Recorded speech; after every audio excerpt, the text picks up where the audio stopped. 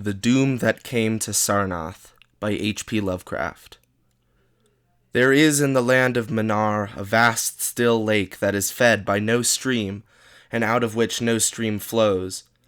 10,000 years ago there stood by its shore the mighty city of Sarnath, but Sarnath stands there no more. It is told that in the immemorial years when the world was young, before ever the men of Sarnath came to the land of Manar, another city stood beside the lake, the grey stone city of Ib, which was old as the lake itself, and peopled with beings not pleasing to behold. Very odd and ugly were these beings, as indeed are most beings of a world yet inchoate and rudely fashioned.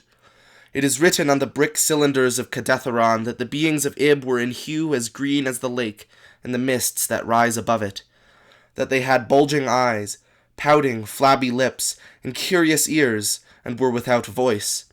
It is also written that they descended one night from the moon in a mist, they and the vast still lake and the grey stone city Ib. However this may be, it is certain that they worshipped a sea-green stone idol, chiseled in the likeness of Bokrug, the great water lizard, before which they danced horribly when the moon was gibbous. And it is written in the papyrus of Ilarnek that one day they discovered fire, and thereafter kindled flames on many ceremonial occasions. But not much is written of these beings, because they lived in very ancient times, and man is young, and knows but little of very ancient living things. After many aeons, men came to the land of Manar, dark shepherd folk with their fleecy flocks, who built Thra, Ilarnek, and Cadetheron on the winding river A, and certain tribes, more hardy than the rest, pushed on to the border of the lake and built Sarnath at a spot where precious metals were found in the earth. Not far from the grey city of Ib did the wandering tribes lay the first stones of Sarnath, and at the beings of Ib they marvelled greatly. But with their marvelling was mixed hate, for they thought it not meet that beings of such aspect should walk about the world of men at dusk. Nor did they like the strange sculptures upon the grey monoliths of Ib, for these sculptures were terrible with great antiquity. Why the beings and the sculptures lingered so late in the world, even until the coming of men, none can tell, unless it was because the land of Manar is very still, and remote from most other lands both of walking and of dream. As the men of Sarnath beheld more of the beings of Ib, their hate grew, and it was not less because they found the beings weak, and soft as jelly to the touch of stones and spears and arrows. So one day the young warriors, the slingers and the spearmen and the bowmen, marched against Ib and slew all the inhabitants thereof, pushing the queer bodies into the lake with long spears, because they did not wish to touch them. And because they did not like the grey, sculptured monoliths of Ib, they cast these also into the lake, wondering from the greatness of the labor how ever the stones were brought from afar, as they must have been, since there is not like them in all the land of Manar or in the lands adjacent. Thus, of the very ancient city of Ib was nothing spared, save the sea-green stone idol chiseled in the likeness of Bokrug, the water lizard. This the young warriors took back with them to Sarnath, as a symbol of conquest over the old gods and beings of Ib, and a sign of leadership in Manar. But on the night after it was set up in the temple, a terrible thing must have happened, for weird lights were seen over the lake, and in the morning people found the idol gone, and the high priest Taran-Ish lying dead, as from some fear unspeakable. And before he died, Taran-Ish had scrawled upon the altar of chrysolite with coarse shaky strokes the sign of doom. After Taran-Ish there were many high priests in Sarnath, but never was the sea-green stone idol found.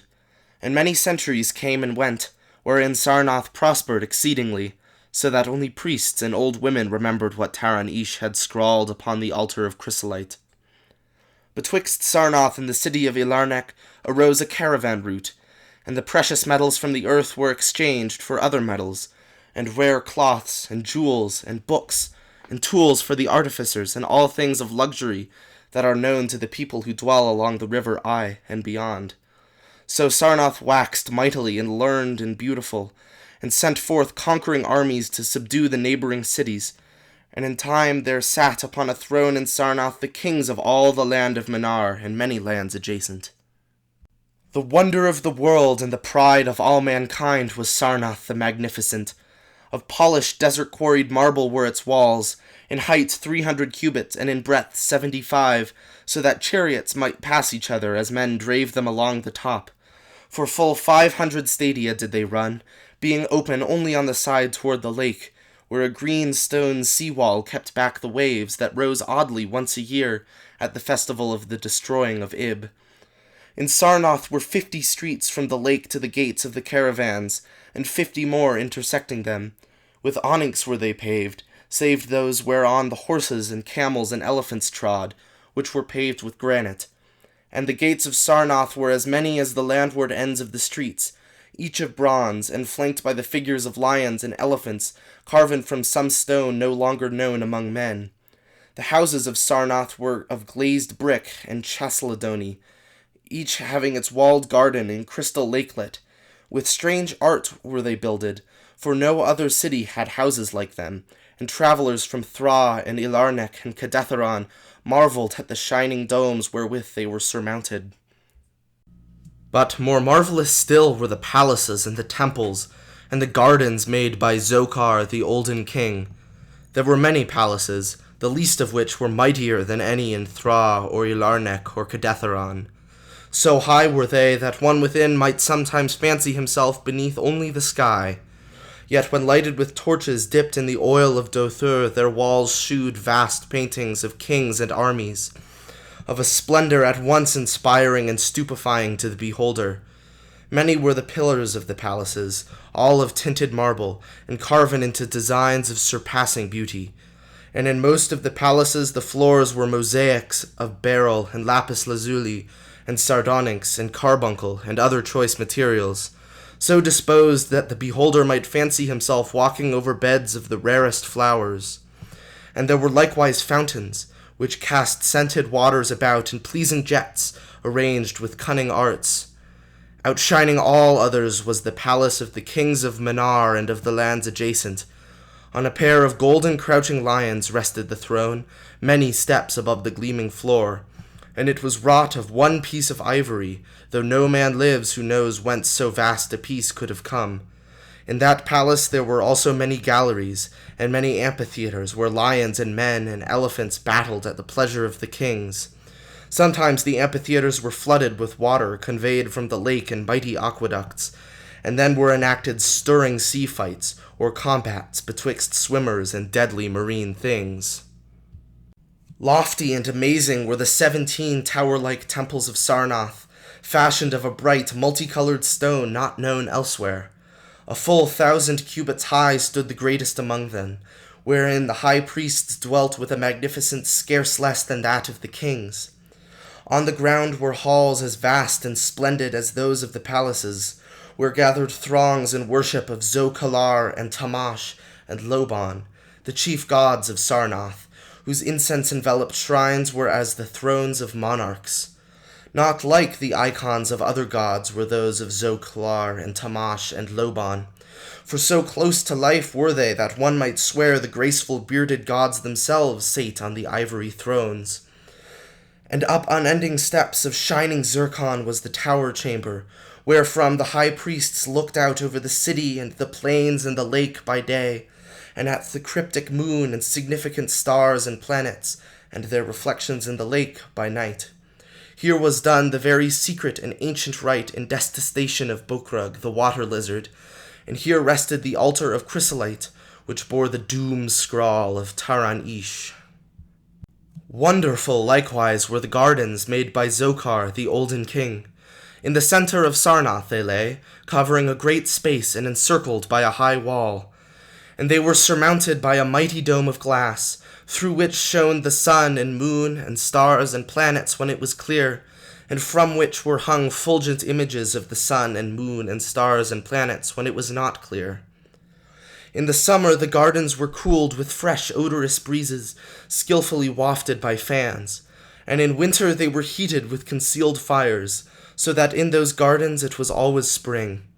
There ran little streams over bright pebbles, dividing meads of green and gardens of many hues, and spanned by a multitude of bridges. Many were the waterfalls in their courses, and many were the lilied lakelets into which they expanded. Over the streams and lakelets rode white swans, whilst the music of rare birds chimed in with the melody of the waters.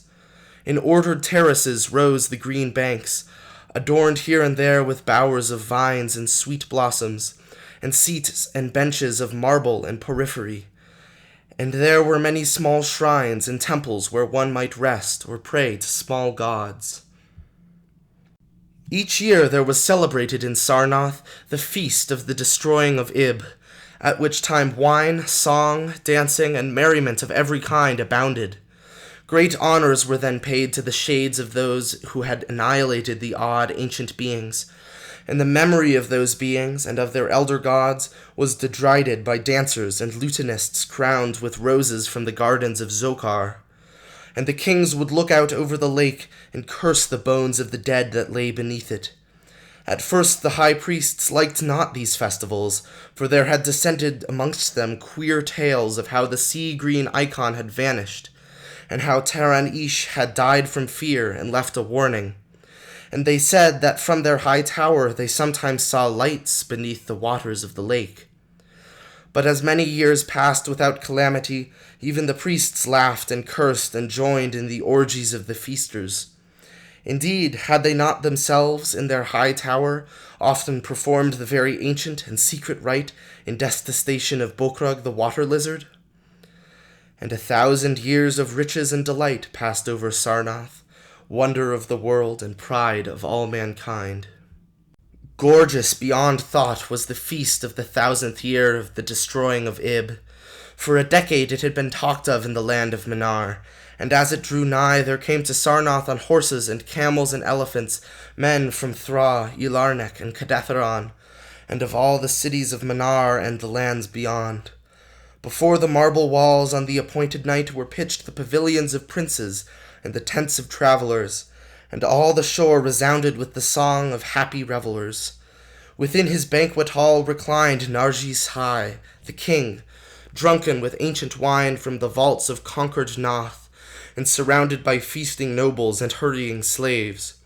There were eaten many strange delicacies at that feast, peacocks from the isles of Narlai in the middle ocean, young goats from the distant hills of Implan, heels of camels from the Benazik desert, nuts and spices from Sidathrian groves, and pearls from wave-washed metal dissolved in the vinegar of Thra.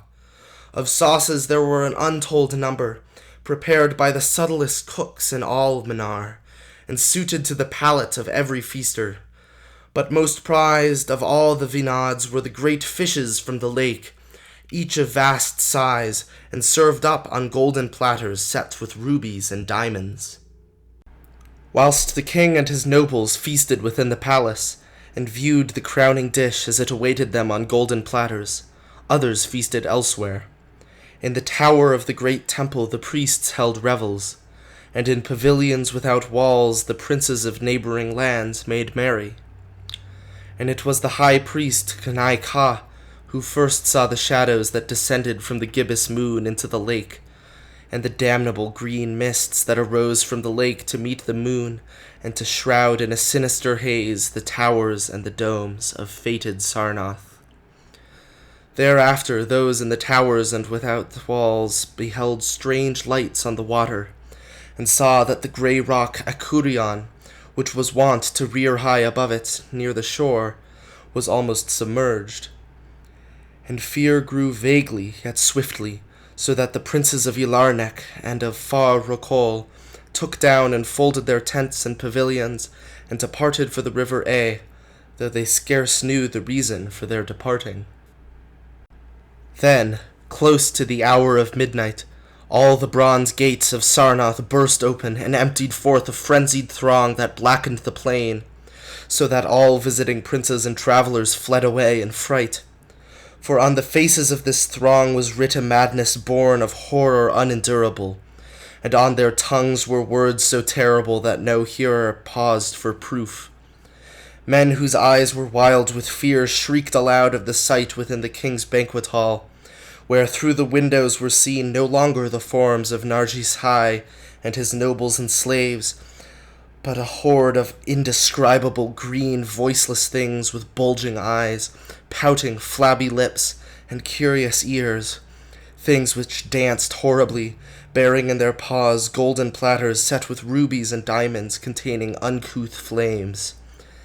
And the princes and travelers, as they fled from the doomed city of Sarnath on horses and camels and elephants, looked again upon the mist-begetting lake and saw the grey rock Akurion was quite submerged. Through all the land of Manar and the lands adjacent spread the tales of those who had fled from Sarnath, and caravans sought that accursed city and its precious metals no more. It was long ere any traveller went thither, and even then only the brave and adventurous young men of distant Felona dared make the journey, adventurous young men of yellow hair and blue eyes, who are no kin to the men of Manar. These men indeed went to the lake to view Sarnath, but though they found the vast still lake itself, and the grey rock Akurion, which rears high above it near the shore, they beheld not the wonder of the world and pride of all mankind. Where once had risen walls of 300 cubits and towers yet higher, now stretched only the marshy shore, and where once had dwelt 50 millions of men, now crawled only the detestable green water lizard. Not even the mines of precious metal remained, for doom had come to Sarnath. But half buried in the rushes was spied a curious green idol of stone, an exceedingly ancient idol, coated with seaweed and chiseled in the likeness of Bokrug, the great water lizard. That idol, enshrined in the high temple at Ilarnek, was subsequently worshipped beneath the gibbous moon throughout the land of Manar.